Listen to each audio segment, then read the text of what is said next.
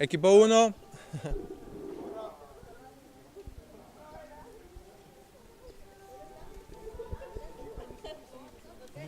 Aquí enfrente, por favor. Bueno, ¿nos pueden decir qué aprendieron referente? ¿Les tocó como el contexto y la introducción y las vestiduras sacerdotales? ¿Qué? ¿O quién? Aquí se lo doy. Ok, bueno, nosotros vamos a decirles cómo se inicia un recorrido. Mi nombre es Ismael Rivera, soy estudiante de la licenciatura de Comunicación y Medios y lo que ustedes van a ver es el santuario en una réplica a escala de real. Aproximadamente van a ver 6 muebles, les van a explicar las medidas y lo que significa cada uno de ellos.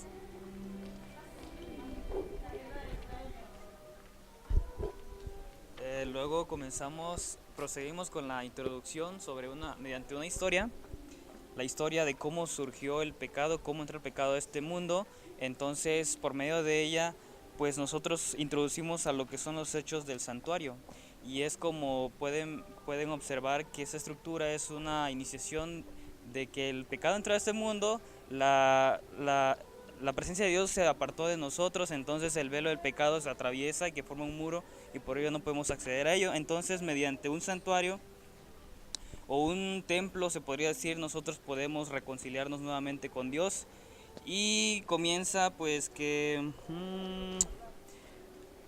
se mandó a a Moisés se le dio la orden de que hiciera un santuario similar al que está en el cielo. Y lo que ustedes pueden ver acá son los muebles que más adelante pues van a explicarles y el símbolo cada cosa que significa de cada ella.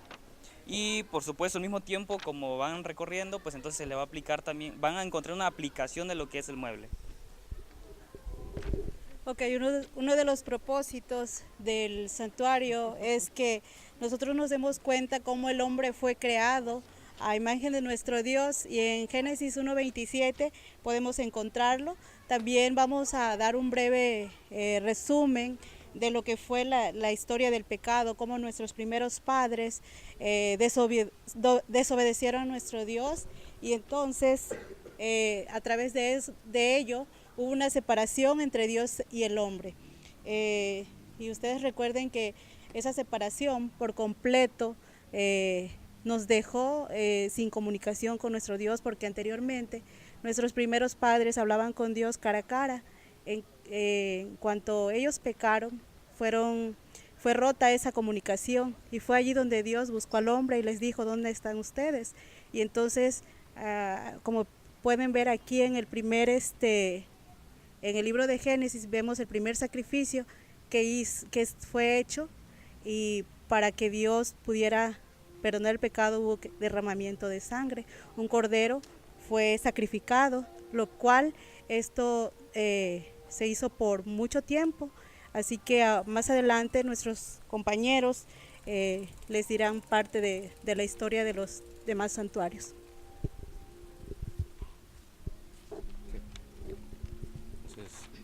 La Biblia registra 9 santuarios, 5 de ellos eran físicos o estructuras físicas que se muestran en el Antiguo Testamento. El primero es el santuario celestial, que vendría siendo en el cielo.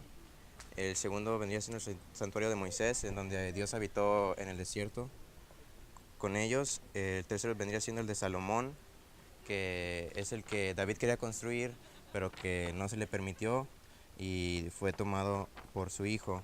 El del cuarto sería el de Ezequiel, que se le fue dado en visión a él. El quinto vendría siendo el de Zorobabel, o más conocido como el santuario de Herodes.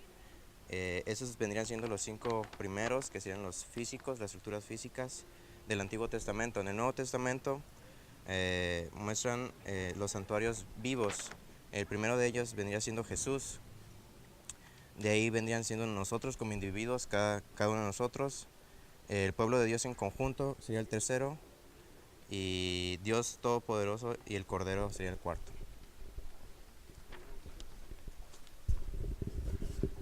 Bueno, a nosotros nos tocó continuar la introducción, que antes de hablar sobre el atrio, debemos de hablar sobre lo que dice aquí, que son las plagas.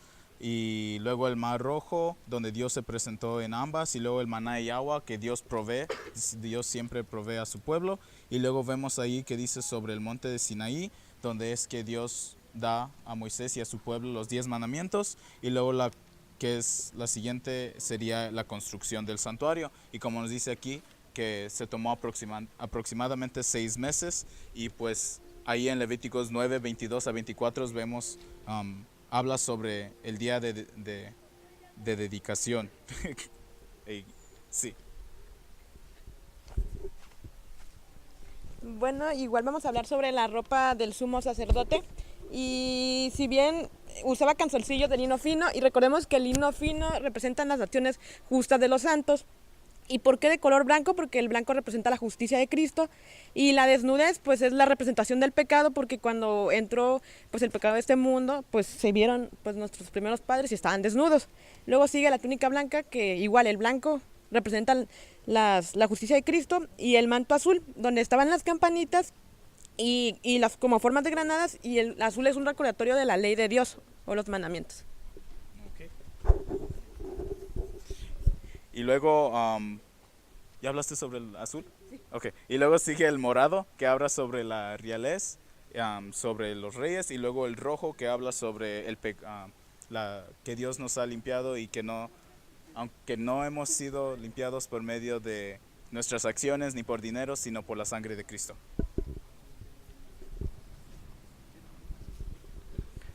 Luego en su pecho llevaba lo que es el pectoral de justicia, y llevaba 12 piedras que representan las 12 tribus de Israel, y también representan las 12 puertas de Jerusalén. Ahí mismo, abajo de las piedras, llevaba la mitra y placa de oro, que representa la justicia de Cristo, y que lleva escrito santidad de Jehová en la placa, que es la ley escrita, la ley de Dios escrita en la mente y los corazones de cada uno de nosotros.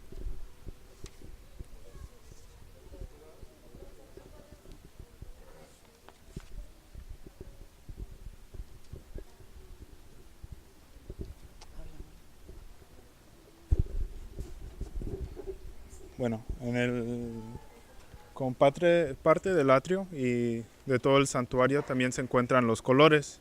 Dentro de los colores, en la puerta principal encontramos, eran 3 colores principales, 4. 3, bueno, estaba el primer color, bueno, estaban entretejidos, ¿no? El primer color era el azul, que encontramos que significa la ley. La ley, pues para ellos era algo muy importante, tenían que seguirla, algo que se les había pedido desde un principio para los israelitas. Algo que encontramos también es que a ellos se les pedía que se pusieran un tipo cordón azul en sus vestimentas si habían infringido la ley. De esa manera ellos recordaban que habían, el pecado que habían cometido. Y era un recordatorio constante de la ley, que tenían que obedecer la ley. También encontramos el color rojo, que sabemos significa la sangre del cordero que tuvo que ser derramada para el perdón de los pecados. Y por último lugar, en la puerta encontramos el color púrpura, que significa la realeza.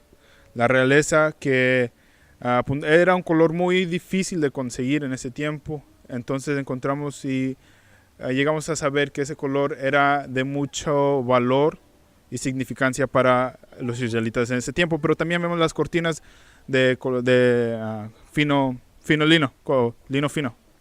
Ándale, ahí está. Y que esto, pues, la pureza de Cristo, se nos dice en la Biblia, que significa el puro lino, significa la realeza.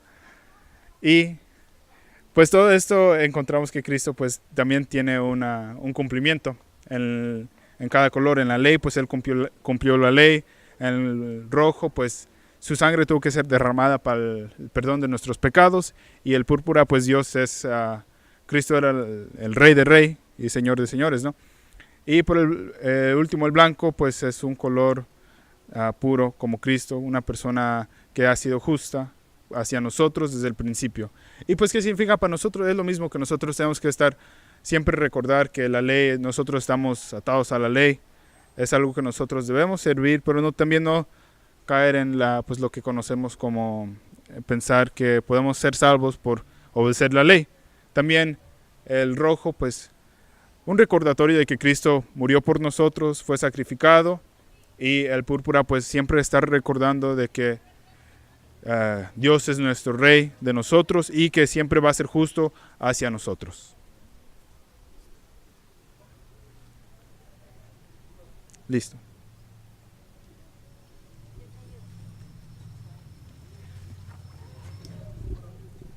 Ok, bueno, lo que estaba alrededor del tabernáculo eran pilares. Sabemos que se encontraban 20 pilares del lado derecho, 20 del lado izquierdo, 10 atrás y 10 adelante. En total eran 60 pilares.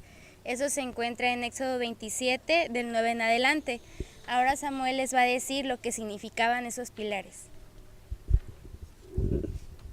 Los pilares representaban al pueblo de Dios y podemos encontrar eso en Apocalipsis 3:12 y también en Primera de Samuel 2:8. Ahí podemos encontrar que nos dice que los pilares pues representaban al pueblo de Dios.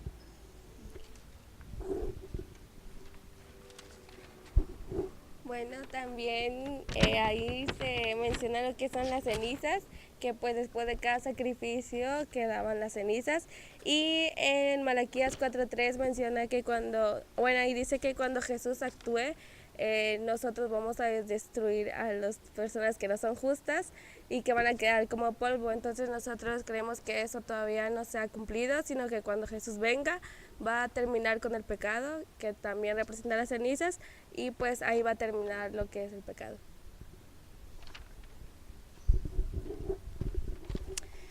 Seguimos con el altar de bronce de los sacrificios. Su descripción la vamos a encontrar en Éxodo 27 del 1 al 8, y ahí podemos ver que era un mueble cuadrado que tenía 5 codos de anchura, 5 codos de longitud y 3 codos de altura. Este altar fue hecho de madera de acacia, cubierto completamente de cobre, y en cada una de sus esquinas tenía un cuerno también cubierto de bronce. En el ministerio del santuario, en este mueble, pues venía el padre de familia, ponía sus manos sobre el cordero, confesaba sus faltas, sus pecados, y degollaba al cordero hacia el lado norte del altar de bronce. Y con la sangre, el sacerdote tomaba de esa sangre y la rociaba en cada uno de los cuernos del altar. En el ministerio de Cristo lo vemos cumplido cuando Él es sacrificado, cuando fue su crucifixión en el Gólgota, y pues una aplicación real a nuestra vida sería aceptar ese sacrificio que hizo Cristo Jesús por cada uno de nosotros para perdón de nuestros pecados, para darnos la salvación y la redención. En cuanto al lavacro, podemos encontrarlo en Éxodo 30, 38 y 40. En cuanto a sus características, era de bronce, la base era de bronce, se encontraba ubicado entre el tabernáculo de reunión y el altar, y se llenaba de agua para lavarse. Servía para que Aarón y sus hijos al entrar se lavaran las manos y los pies, porque si no, pues morían. Y el cumplimiento se puede ver en el bautismo de Jesús y la aplicación. Y en cuanto a la reflexión, pues lo podemos ver en el bautismo que tenemos, el bautismo físico y espiritual.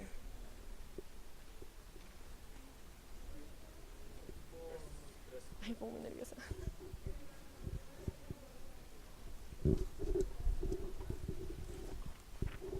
Bueno, después de lo que era el sacrificio, la sangre pasaba al lugar santísimo. Entonces llegaba el sacerdote con la vasija de la sangre que quedó del resto del cordero y lo llevaba ante el velo y salpicaba 7 veces el velo con los dedos, y posteriormente esa misma sangre la tomaba y la ponía en los cuernos del altar del incienso, y de ahí salía el sacerdote y el resto de la sangre la ponía en la parte de abajo del altar de sacrificio. Bueno, yo nada más voy a dar la ubicación. La mesa de los panes de la proposición se encontraba al norte del lugar, en el espacio del lugar santo. El altar del incienso estaba delante del velo que dividía el lugar santo del lugar santísimo, y el candelabro estaba en el lado sur. Bueno, y de ahí se comienza con lo que es el altar del incienso. Mencionaron que se encuentra enfrente del velo que dividía el lugar santo del lugar santísimo. Esa ubicación menciona que el altar del incienso estaba hecho de madera de acacia recubierta con oro y medía 2 codos de altura y 1 de ancho. También tenía los cuernos en cada esquina. El altar del incienso en las mañanas, todos los días tenía el incienso que representa las oraciones, y Cristo es el mediador de nosotros delante del trono de Dios por medio de las oraciones de su pueblo. También las oraciones o el altar del incienso representa la vida de oración que todo cristiano debería de tener para estar ese incienso elevarse al trono de Dios.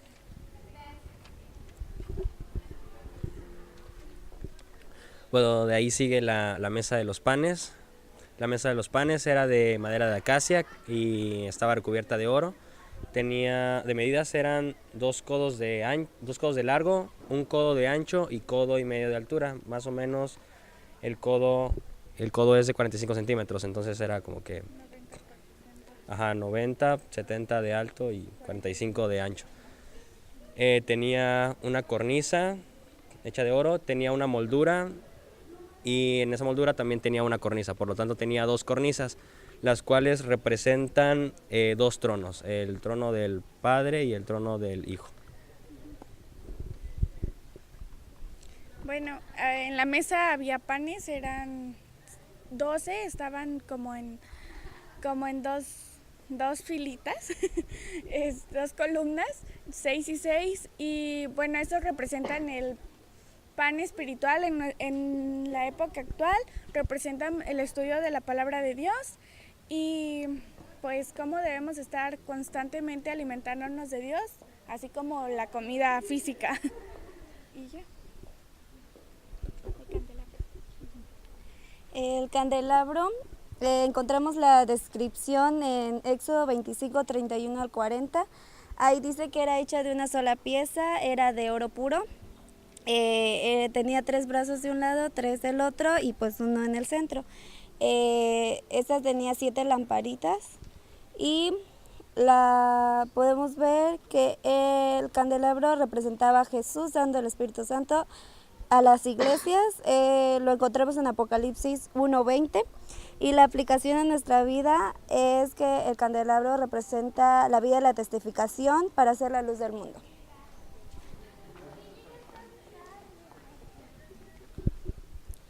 Empezaban con la purificación, que empezaban aunque no fuera sábado, empezaban del viernes hasta el sábado en la tarde, y empezaban limpiándose todo lo que era de su cuerpo y de su casa.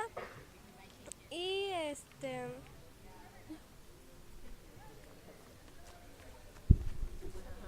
Bueno, cuando entramos al lugar santísimo nos enfocamos a lo que es el día de la expiación, y como ya mencioné, estábamos en la purificación del día como un sábado ceremonial, aunque no fuera sábado para ellos lo vivían como un sábado, y el sumo sacerdote durante ese día hacía varios rituales en los que tenía que hacer un sacrificio por él, un sacrificio por él y su familia.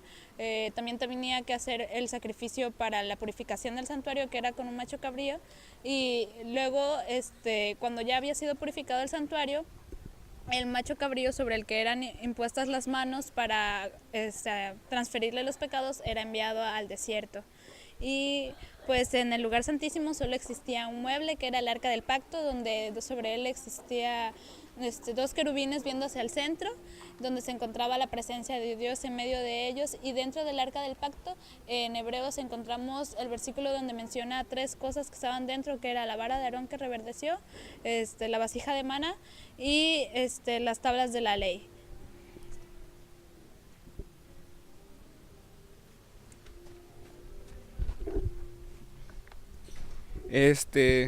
como en Hebreos 8:6, en el 9:15 y el 12:24 nos habla sobre un pacto. Este pacto es la razón por la cual el santuario no existe físicamente y por la cual no tenemos que pasar por todo ese proceso para el perdón de nuestros pecados, porque Jesús ahora es el que intercede por nosotros. Él es quien intercede entre nosotros y Dios Padre. Gracias a que Él derramó su sangre por nosotros es que nosotros somos salvos. Pero para que nosotros podamos tener esa salvación, nosotros tenemos un deber.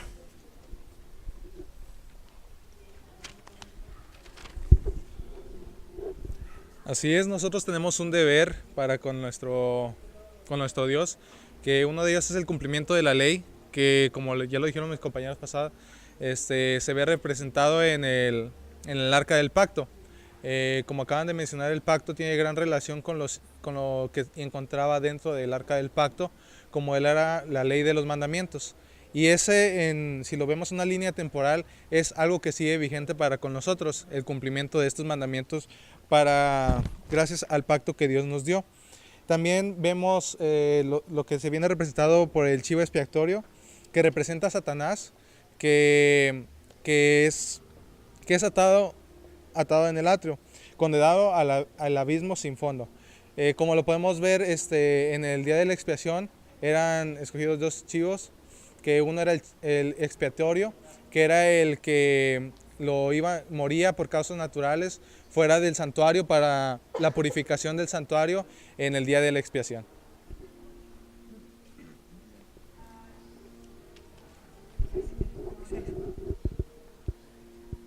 Ok, y ahora vamos a dar la explicación de estos conceptos.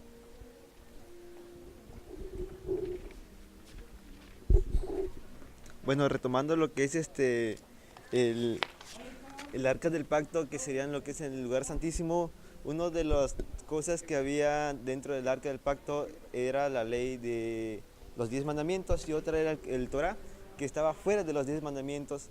En esas 2 leyes, en ese tiempo, había lo que es derramamiento de sangre, una de las leyes que es la ley de Moisés. Cuando Jesús vino a esta tierra, vino a morir por nuestros pecados. Entonces quiere decir que la ley de Moisés prácticamente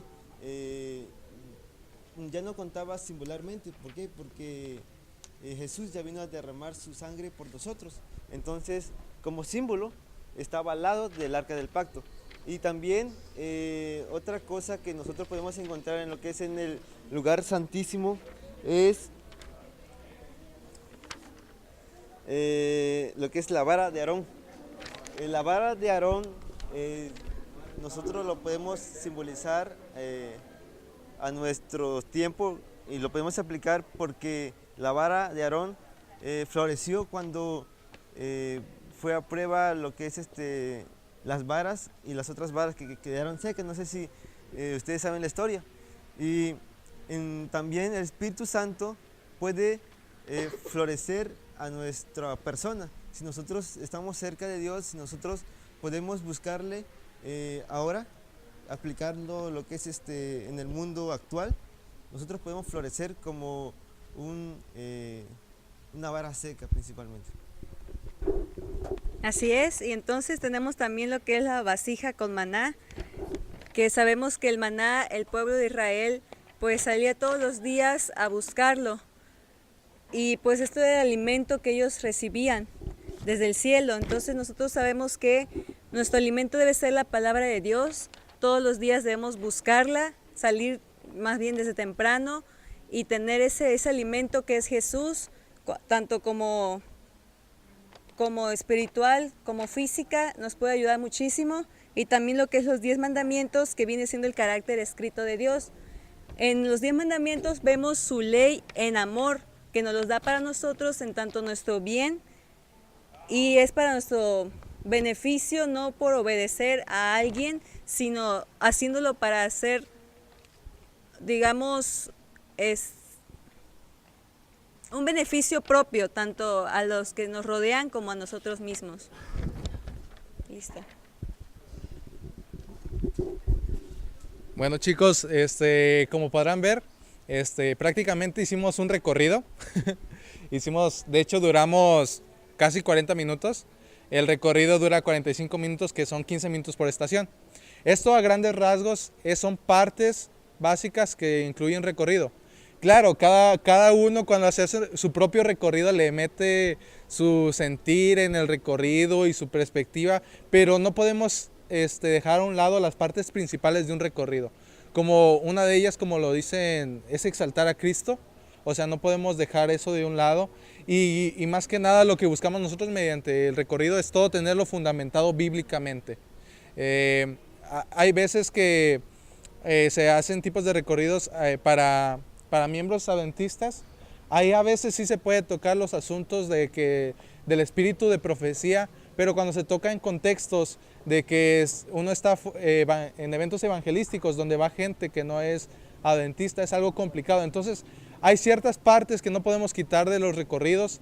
Esperamos que esta actividad del día de hoy les haya sido de ayuda para identificar cuáles son algunas de las características principales que debe tener un recorrido. Ese documento el cual tenemos se los vamos a pasar mediante el grupo, porque como pudieron ver todo va con citas, el cual les ayuda. Cuando se da un recorrido hay veces que uno no se acuerda de la cita exactamente de dónde viene escrito, pero a veces no es tan necesario como ser en Efesios capítulo tal, versículo tal, al tal se encuentra esto. No siempre es así de necesario, sino por ejemplo en la Biblia podemos ver en el libro tal esto. Pero sí es importante que dar esa credibilidad para quien nos está escuchando. Entonces por eso buscamos que se le dé un contexto tanto histórico como bíblico de cómo se desarrollaban los servicios en el santuario y los significados que habían en cada uno de los muebles. Entonces esperamos, chicos, realmente que les haya gustado esta actividad.